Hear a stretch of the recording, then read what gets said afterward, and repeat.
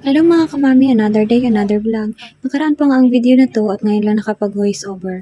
Ang araw na to pala ay Sunday, so maaga akong gumising para makapag-asikaso. Kasi ang tagal na namin hindi nakapagsimba kaya niyaya ko ang mga bata na magsimba kami.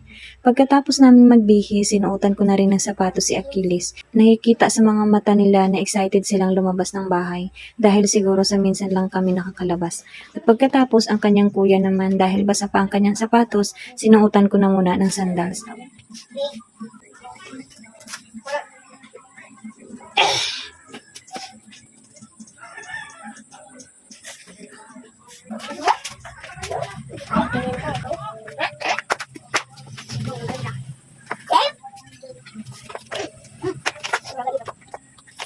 Wow, hindi ba ito?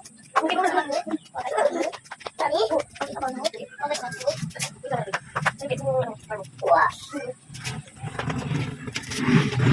Hindi na nga nagtagal at umalis na rin kami. Siyempre, ang trabaho ng panganay ko siya yung tagabukas ng gate namin. Kaya hindi na ako nakakapunta ng gate bago kami umaalis. So doon na lang yan sila sa likod ng gate nag-aantay pag nakakalabas na ako ng gate. At saka na lang sila sumasakay ng motor. At pagdating nga namin sa simbahan, nag-umpisa na pero bago pa lang naman. Mabuti na lang ay hindi na sila masyadong makukulit sa loob ng simbahan tulad ng dati.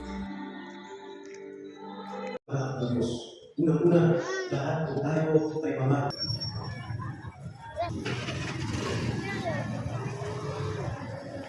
Nak! Nak! Nak! Sander!